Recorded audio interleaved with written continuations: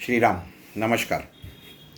आज 28 सितंबर 2020 श्रीमद् भगवद गीता विश्लेषण भाग 56।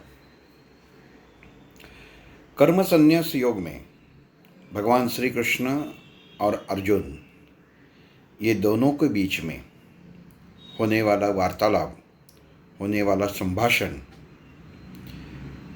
पार्थ अर्जुन के सवाल और उसे भगवान श्री कृष्ण ने दिए हुए जवाब, ये हम लोग कर्म संन्यास योग में देख रहे हैं। कर्म संन्यास योग, कोई भी कृति जब हम लोग करते हैं तो वो कृति होने के बाद उसका जो फल मिलता है वहाँ पे वो कृति समाप्त हो जाती है, उसे संन्यास कहते हैं। अगर आप घर में खुद रोटी बनाते हो तो रोटी बनाना एक कर्म है, खाते हो वो भी एक कर्म है। खाने के बाद जब वो पेट में जाती है वहाँ पे आप विचार नहीं कर सकते, उसका लहू बनना है या पानी बनना है। ये शरीर के बल के ऊपर निर्भर रहता है। जो नहीं चाहिए वो भाग गुदद्वार द्वारा बाहर फेंका जाता है। संन्यास इसे कहेंगे हम लोग, कृति से संन्यास तक। लेकिन ये बीच में जो अध्याय लिखा है कर्म संन्यास और बाद में योग शब्द लिखा है, कर्म संन्यास योग, कर्म से संन्यास तक का योग, ये इसके लिए शायद लिखा रहेगा कि हम भी कोई जीवन में कृति करते हैं, कृत्य करते हैं, किसी के बारे में सोचते हैं, खुद के बारे में सोचते हैं। वो सोच क्या है, सही है या गलत है, वो उस समय वो करना जरूरी है या नहीं जरूरी है। जो कृति हम लोग करते हैं वो उस वक्त जरूरी है या नहीं जरूरी है। एक सीधा और साधा उदाहरण देता हूँ। कभी कभी हम लोग क्या करते हैं, घर में अकेले रहते हैं तो अब मैं क्या करूं, ऐसा खुद के ही मन में एक सवाल आता है और वहाँ पे कुछ खाने की चीज़ें लाई हुई रहती, जैसे चूड़ा, लड्डू, कुछ भी। भूख न होते हुए भी हम लोग वो खा लेते हैं। अब कर्म तो किया, आवश्यक नहीं था, भूख नहीं लगी थी, लेकिन मैं क्या करूं, ये मन में उभरता हुआ जो सवाल है उसके जवाब ने खुद ने ही खा लिया।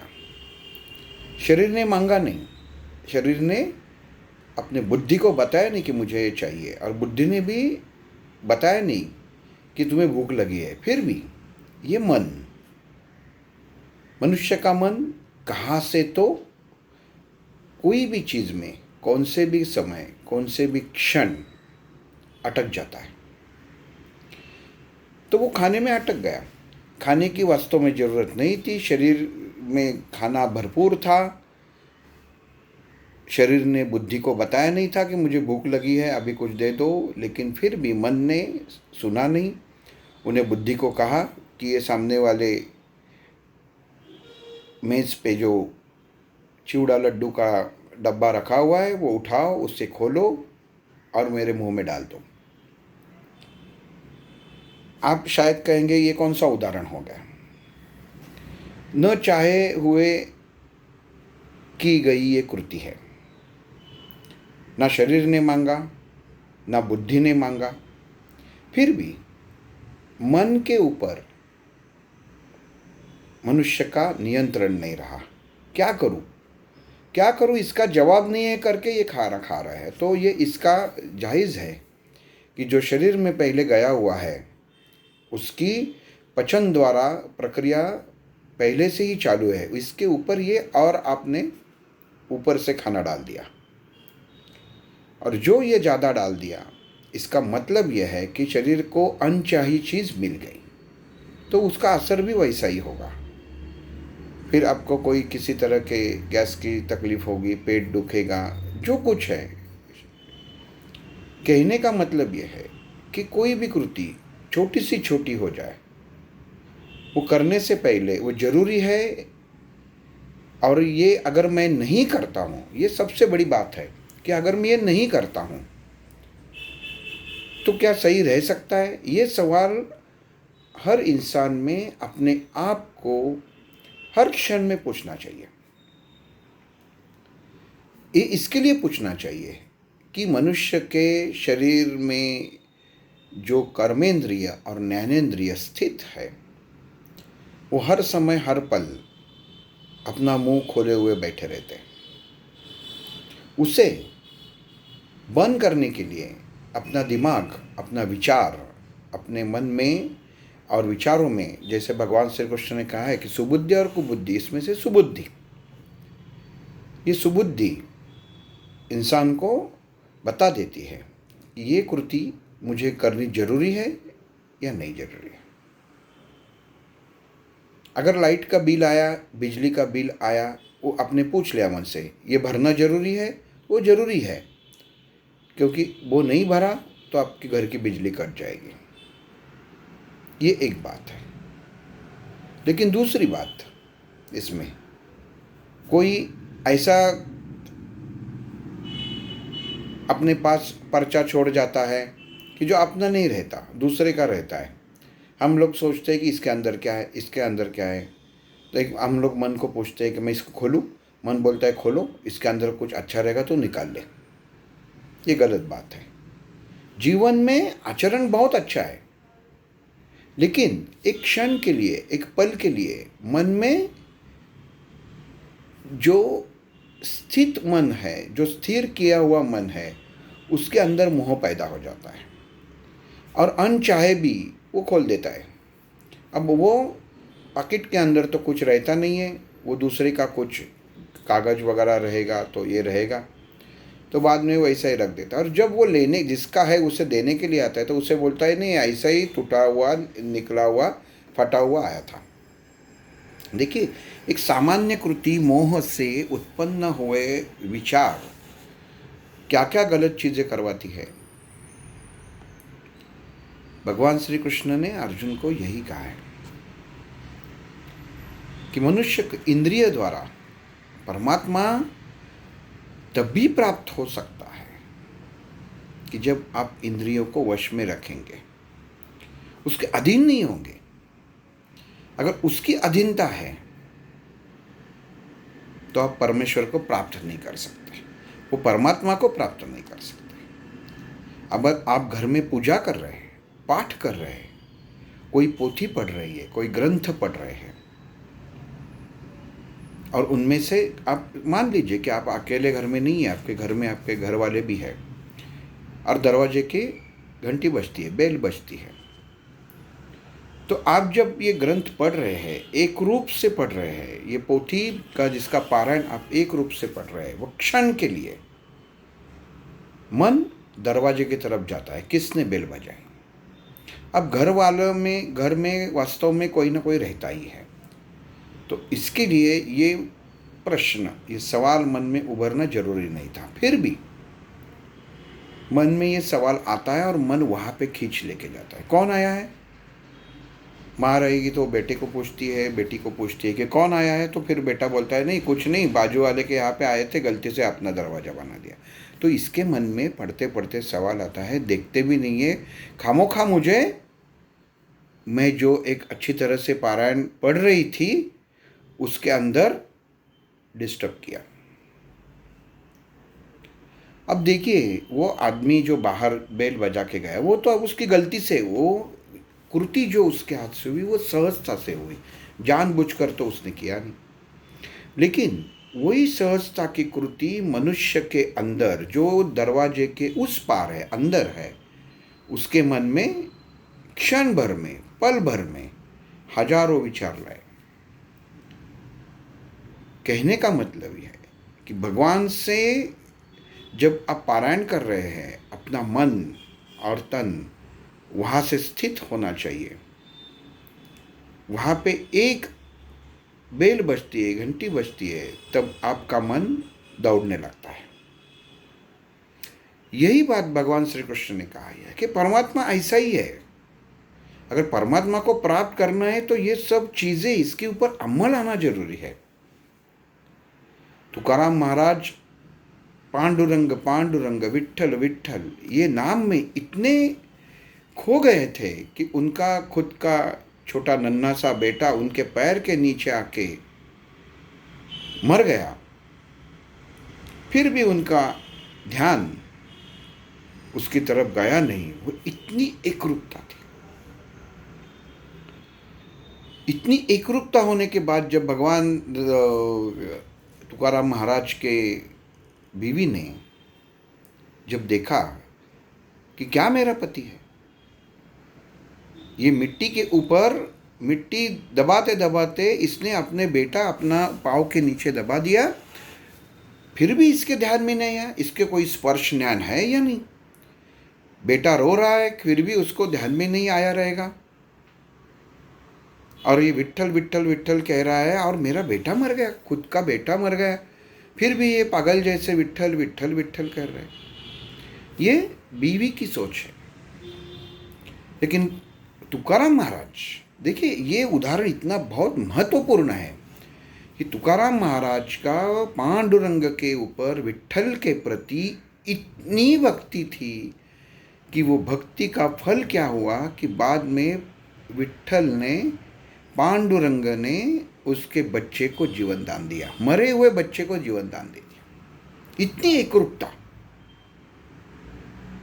अगर मान लीजिए ये नाम लेते वक्त उनको पैर में नीचे उनका बच्चा आता है तो उन्होंने नीचे देखा रहता, उसको उठा के बीवी के पास दिया रहता और वापस आके अपने ध्यान में लग जाते थे, वापस अपने नामस्मरण में लग जाते थे, तो क्या पांडुरंग उनको ये नहीं कहता कि आप नहीं अभी आप मुझे मेरा ध्यान छोड़ के, मेरा नाम छोड़ के तुम अपने बेटी की तरफ गए हो?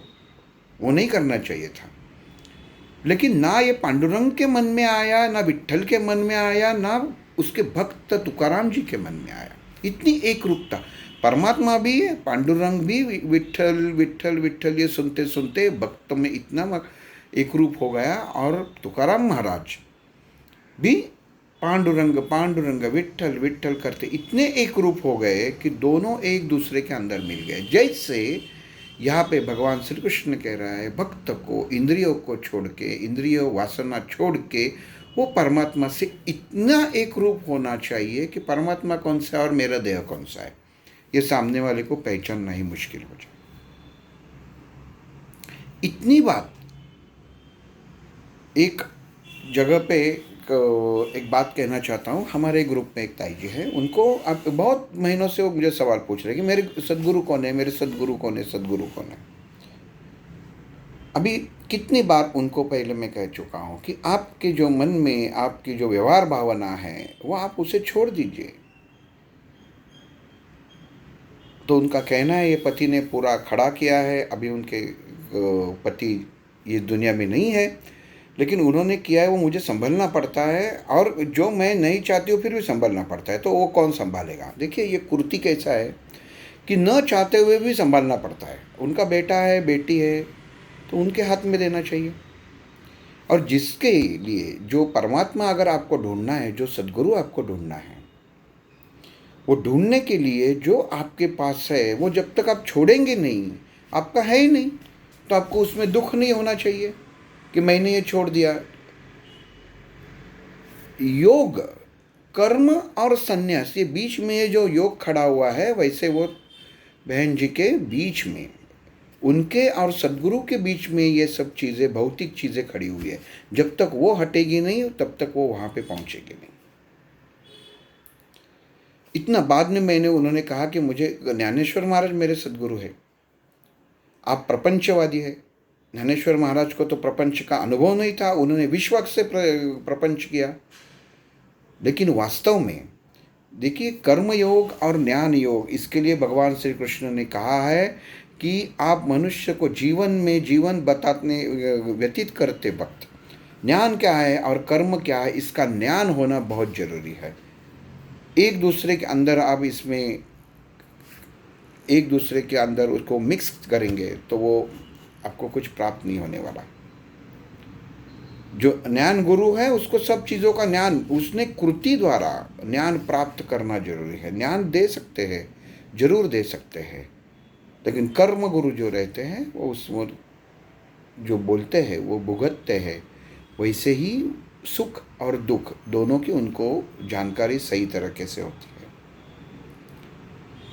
केवल मेरे गुरुजी ज्ञानेश्वर महाराज है ये कह के इतना नहीं चलेगा। उनका जीवन हम लोग व्यतीत नहीं कर सकते तो वो गुरु करने से कुछ मतलब नहीं है।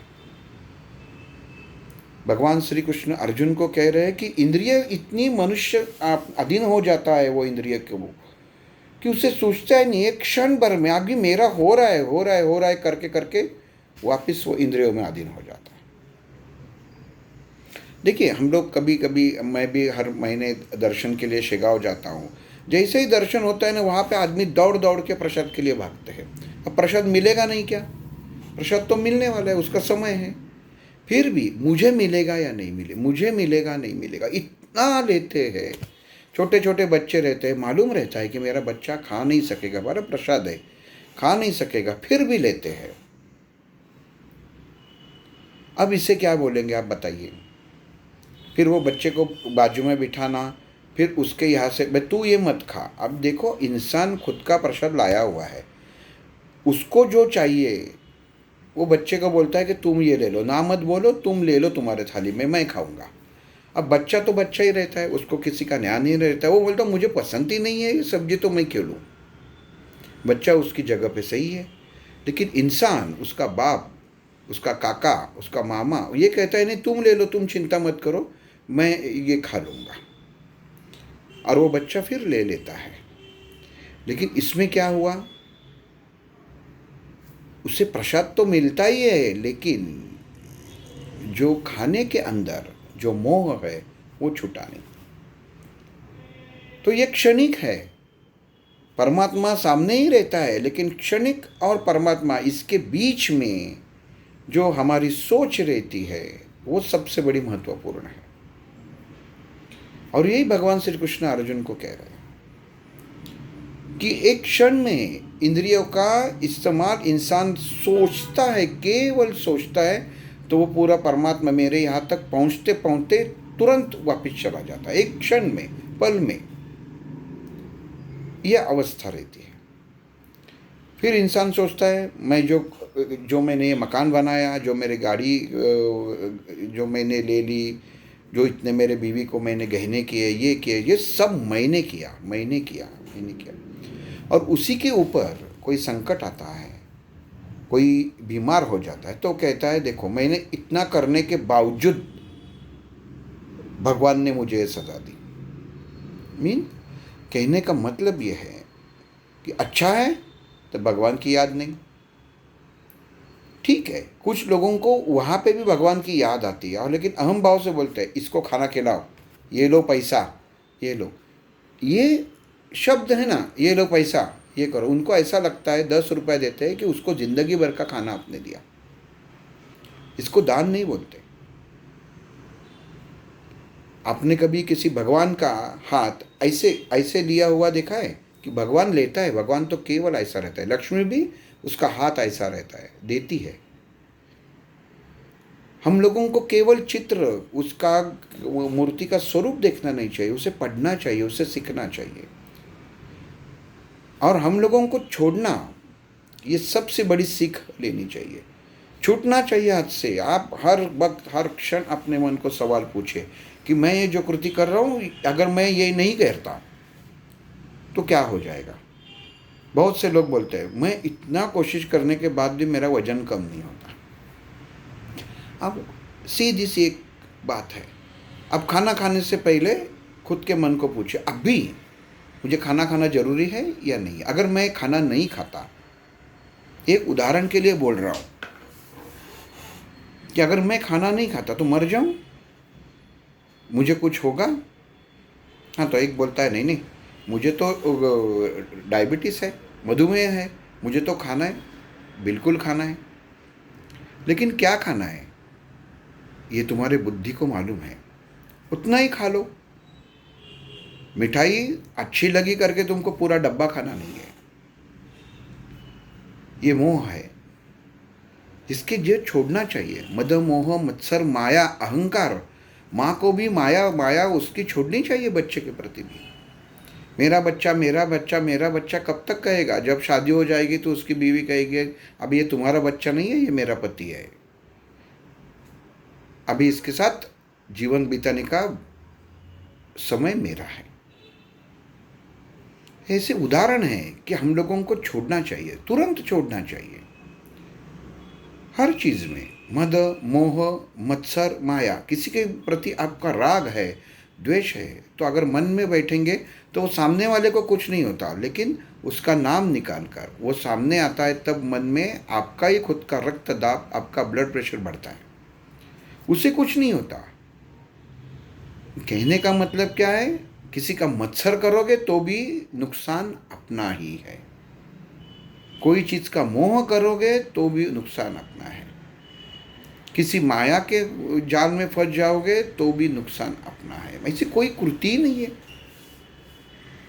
मद मोह मत्सर माया अहंकार, ये मैंने किया, ये जो अहंकार है ना वो छोड़ना चाहिए। इसके लिए हर क्षण अपने मन को सवाल होना चाहिए, मैं कर रहा हूं, ये करना जरूरी है, ये सवाल करना चाहिए। मैं भगवान का स्तोत्र पढ़ रहा हूं, भगवान का पाठ पढ़ रहा हूं, ये करना जरूरी है, ये सवाल पूछना चाहिए। क्यों पूछना चाहिए? तभी आपको पता चलेगा कि मैं भगवान से जुड़ा हूं या नहीं हूं। सब बहुत सारे सवालों का जवाब आपको मिल जाएगा। कोई बोलता है स्तोत्र पढ़ो, मुझे इमीडिएट आपको तुरंत आपको मन में सवाल आना चाहिए, मुझे पढ़ना चाहिए। किसी ने बोला मुझे ये शनि महीने में स्तोत्र पढ़ो, ये पढ़ना चाहिए, ये पढ़ना चाहिए। सवाल इसके लिए है कि ये क्यों पढ़ना चाहिए? तुम्हारी मन की अस्वस्थता, खुद के बारे में तुम्हें जो भ्रम है कि मुझे शनि की 7.5 है तो मुझे शारीरिक और मानसिक तकलीफ न हो, इसके लिए पढ़ रहा हूँ। तो उसका उपयोग क्या हुआ? तो स्वार्थ के लिए पढ़ रहे हैं। तो अपनी बुद्धि विचार उस पर बदल जाता है। मैं ये शनि महीने स्तोत्र पढ़ रहा हूँ, इस उन्होंने कहा करके नहीं पढ़ रहा हूँ, ये पढ़ के मेरे मन को शांति आ जाती है, मैं वो परमात्मा से, वो शनिदेव से एक रूप हो जाता हूँ। दिखाओ मत, देखो मत, शनि की तरफ देखो मत, उसके आंखों में देखे और उसने विनाश कहा तो आपका विनाश हो जाए, ये मन में दूसरी बात। जिसकी भक्ति करते हो उसके ही आंखों में आग डालने के लिए डरते हो। जिसकी, मेरा ये कहना ये है कि बहुत सारे शनि मंदिर है, वहाँ पे देखिए शनि की मूर्ति कभी भी सामने नहीं रहती, शनि की दृष्टि बोलते हैं उसे। शनि की दृष्टि उस समय जो है वो आदमी को वो फल भुगतना पड़ता है। लेकिन हमें भरोसा चाहिए, हमें वो शनि देवता के ऊपर, शनि महाराज के ऊपर भरोसा चाहिए। उनकी अगर दृष्टि गलत भी मेरे ऊपर पड़ी तो मैं उनसे इतना एक रूप हूँ, क्योंकि अगर मुझे बुरा फल मिलता है तो मुझे अच्छा तारणहार के रूप में वही तारण करे, वही मेरी रक्षा करे। ये हम लोगों को वो शनि देव के प्रति भाव उत्पन्न होना बहुत जरूरी है और खातिरी होना जरूरी है। वो अगर नहीं हुई तो क्या फायदा? मन में भगवान श्री कृष्ण अर्जुन को वही कहते हैं, परमात्मा तो मैं तो तुम्हारे शरीर में स्थित हूँ, लेकिन अगर तुम्हारा विश्वास ही नहीं है तो मैं क्या करूँ? हम लोग लक्ष्मी मंदिर जाते हैं, लक्ष्मी का व्रत करते हैं, बहुत सारे करते हैं। 5 किसी को बोलते हैं कि 5 मंगलवार करो, 5 बुधवार करो, वो होने के बाद भी बोलते हैं मैंने किए, सब कुछ किए, 5 बुधवार किए, सफ़ेद खाया, सफ़ेद पिया, सफ़ेद पहना, सब कुछ किया, लेकिन फल ही कुछ नहीं मिला। बाद में खुद ही बोलता है फल ही मिला नहीं। इसका मतलब है तुमने भाई भगवान से सौदा किया है कि मैं ये करूँगा तो तुम्हें फल देना ही चाहिए। तो भगवान तो सौदेबाज है नहीं, तो सौदा किसके साथ करना चाहिए ये भी इंसान भूल जाता है। निरपेक्ष भावना से जो कृति होती है वो अपने स्वभाव के अनुसार, जिसकी आप भक्ति करते हो वो सोचता है इसको फल देना है कि नहीं। उसने नहीं दिया तो भी समझना चाहिए, मान लेना चाहिए, स्वीकार करना चाहिए कि मेरे पास है करके दिया नहीं। ये मन में, अपने विचारों में आना चाहिए और वो विचार कायम होना चाहिए, ये बहुत जरूरी है। परमात्मा शरीर के अंदर है, बस इतना ही मालूम नहीं, वो परमात्मा से आप कभी बात करते हैं? मैं हमारे ग्रुप पे बोलता हूँ, एक सुबह आप एक जाप लिखो, कोई भी भगवान का नाम एक 3 बार लिखो, श्री राम श्री राम श्री राम, कोई भी इसमें। लेकिन वो भी लोग बोलते हैं कि हमें समय नहीं। कमाल की बात है। उसके लिए भी बोलते हैं कि हमको उस समय वक्त नहीं मिलता, घर में खाना बनाना होता है, ये बनाना होता है, वो बनाना होता है। अब क्या करें? अगर उसमें सवाल नहीं है तो आप अपने शरीर के अंदर जो तुम्हारा शरीर चला रहा है वो आत्मा और परमात्मा से बात कब करेंगे? फिर शाम को आके कपड़े बदल के एक अच्छा सा संगीत लगा के आँख बंद करके बैठना और खुद के दिमाग को खींच के कहना कि मैं अभी मेडिटेशन कर रही हूँ, अभी मैं ध्यान कर रही हूँ, ये ऐसा है वैसा है, ये और वो। ज़रूरत क्या है? परमात्मा को और आत्मा को उसी समय आप आवाज़ दो कि वो भली बाहर भीड़ हो जाए नहीं हो जाए, जुड़े कितने हुए हैं वो है ही नहीं। भगवान श्री कृष्ण ने कर्म संन्यास योग में यही कहा है कि तुम कर्म करना अगर छोड़ोगी नहीं, तुम्हारे मन में सवाल ही नहीं आएगा कि मैं क्यों कर रहा हूँ, परमात्मा से मुझे जुड़ना है तो मैं यहाँ पे ही क्यों अटका हुआ हूँ। ये सवाल ही अगर आपके मन में आता नहीं है तो वो आप परमात्मा से कैसे मिल पाओगे? मुझे तक वो इंसान, वो भक्त कैसे पहुँच पाएगा? ये श्री कृष्ण अर्जुन को कह रहे हैं कि अर्जुन तुम्हारे मन में उभरने वाले हर सवाल तुम्हारे मन में उभर रहे हैं, इसका मतलब है केवल तुम कह रहे हो तू ही हमारा पिता है, तू ही मातृदेवता है, तू ही इष्ट देवता है, तू ही बड़ा भाई है, मुझे कहता है। ये सब कुछ अर्जुन तू मुझे मान चुका है, लेकिन वास्तव में जो कृति करने का समय आता है तो तुम ये कृति में दर्शाते हो, दिखाते हो कि मैं तुम्हारा हूँ, वहाँ तो आता ही नहीं है। मैं तुमको हर बार कह रहा हूँ कि कर्म का ये कर्म करो और तुम युद्ध के लिए तैयार हो जाओ। तुम्हारा गांडी उठाओ, तुम्हारा शस्त्र उठाओ, तुम वीर हो, तुम्हारी वीरता तुम्हारा धर्म है, तुम उसे उठाओ और युद्ध के लिए तैयार हो जाओ। तुम सुनते ही नहीं और फिर कहते हो फिर भी मैं तुम्हारी सब सुन रहा हूँ। तुम मुझे देवता मानते हो, तुम मुझे गुरु मानते हो, गुरु बंधु मानते हो, तो मतलब क्या हुआ? तुम्हारे और मेरे बीच में ये दूरी कहाँ से है पार्थ? सवाल देखिए, परमात्मा भगवान का सवाल देखिए कि जो अर्जुन मन में फंसा हुआ है, जो भगवान श्री कृष्ण को सांख्य योग में ही, अर्जुन विषाद योग में ही भगवान श्री कृष्ण का उसे अलग सी पहचान हो चुकी है, फिर भी भगवान श्री कृष्ण जो कुछ कहते हैं वो न मानते हुए भी उसके मन में सवाल उभर रहे हैं। यही स्थिति सर्वसामान्य लोगों की है। इसके लिए भगवान श्री कृष्ण ने कहा केवल इंद्रिय छोड़ना, केवल दूसरी जगह के सब चीज़ें मैं छोड़ देता हूँ, ये करना, ये कृति केवल काफ़ी नहीं है। ऐसी कृति होनी चाहिए केवल जहाँ पे उसके बाद अगर सोच आती है, कृति आती है, तो केवल मैं ही वहाँ पे खड़ा पाऊँगा, मैं ही भक्त को दिखूंगा कि केवल ये परमात्मा ही यहाँ पे खड़ा हुआ है। किसी के अंदर आपको आपका मन और विचार अटकाने की जरूरत नहीं है। अगले भाग में कर्म संन्यास योग में आखिरी 4 श्लोक में भगवान श्री कृष्ण अर्जुन को क्या कहते वो देखेंगे। श्री राम।